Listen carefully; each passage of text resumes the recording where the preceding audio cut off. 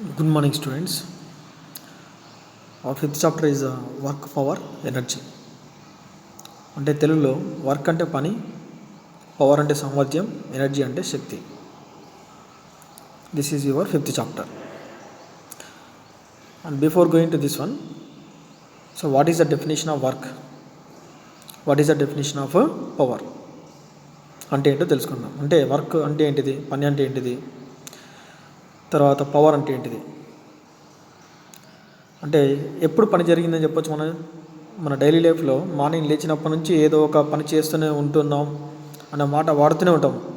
We are always utilizing the word I'm doing some work. So according to work is our definition is given that whenever you can apply the some force, that means if you consider one object, this is a object, this is at position A, let it be in the position A అనే position దగ్గర ఉందనుకుందాం ఈ object.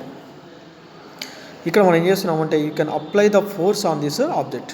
You are applying the force on this object మీద నువ్వు ఏం చేస్తున్నావు అంటే force అనేది అప్లై చేస్తున్నావు. ఇలా ఫోర్స్ అప్లై చేయడం వల్ల ఒక ఆబ్జెక్ట్ మీద వస్తువు ఏమవుతుందంటే ఈ ఏ నుంచి బీకి కదిలింది,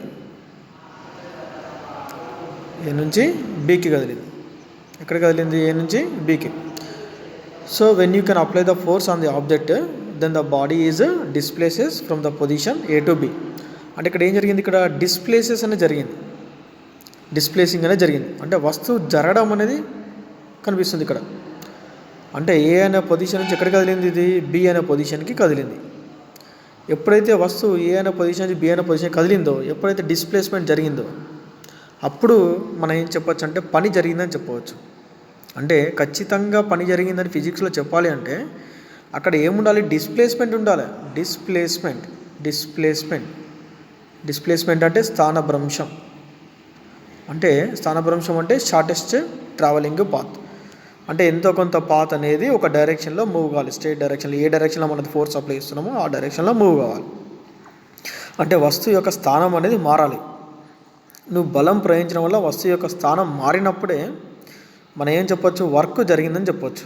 అంటే that means by applying the force on the object the body is going to be displaces. from one position to the another position. Then only you can say that some work will be done.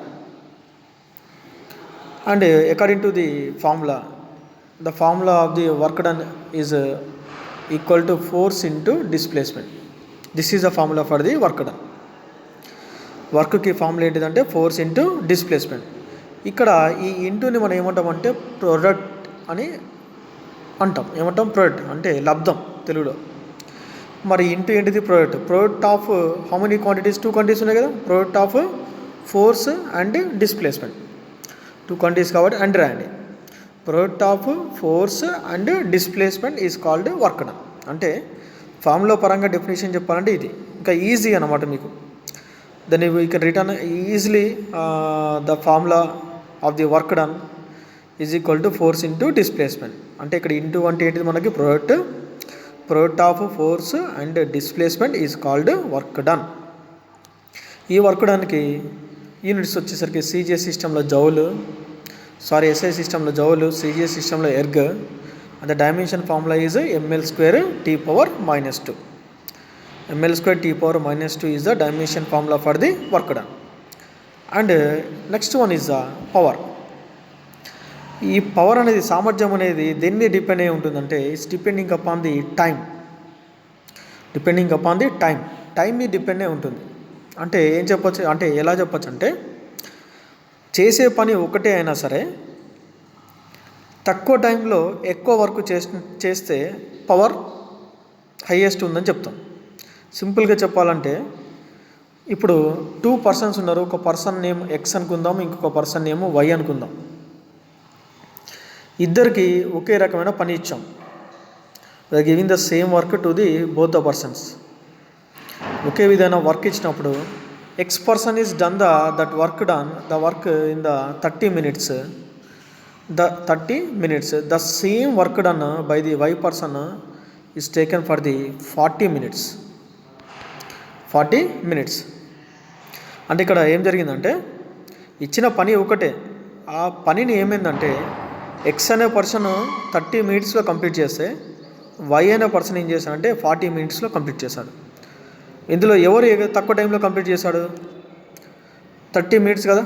X అనే person తక్కువ టైంలో work complete చేశారు కాబట్టి ఈ X అనే పర్సన్కి power అనేది హైగా ఉందని చెప్పొచ్చు.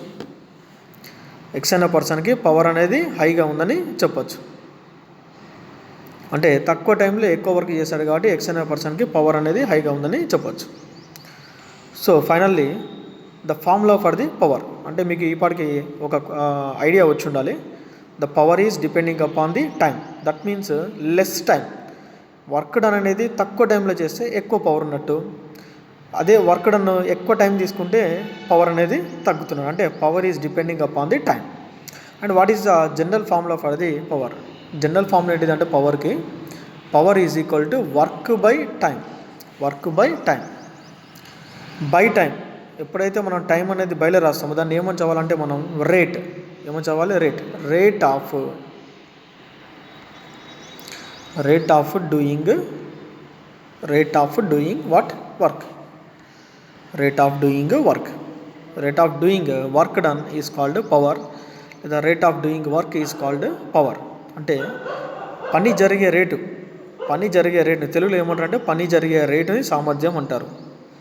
అంటే ఎప్పుడైతే మనకి ఆ ఫార్ములాలో బైలో టైం ఉంటుందో వెన్నెవర్ ఇన్ ద ఫార్ములా డినామినేటర్లో అంటే హారంలో టైం ఉన్నప్పుడు మనం ఏమని చదవాలంటే రేట్ అని చదవాలి. రేట్ అని చదువుతూ rate of what? Doing work done.